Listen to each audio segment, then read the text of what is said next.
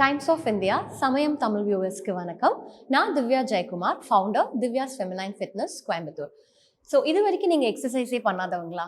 அப்போது கண்டிப்பாக இனிமேல் நீங்கள் எக்ஸசைஸ் பண்ணுவீங்க. இன்றைக்கி நம்ம பார்க்க போகிறது பேசிக் வார்ம் அப் எக்ஸசைஸ். ஸோ எந்த ஒரு எக்ஸசைஸ் பண்ணுறதுக்கு முன்னாடியும் நம்ம வார்ம் அப் பண்ணணும். அப்போ தான் மசில் இன்ஜுரியிலிருந்து ப்ரிவென்ட் பண்ணணும். ஸோ இன்றைக்கி நம்ம வார்ம் அப் எக்ஸசைசஸ் பார்க்க போகிறோம்.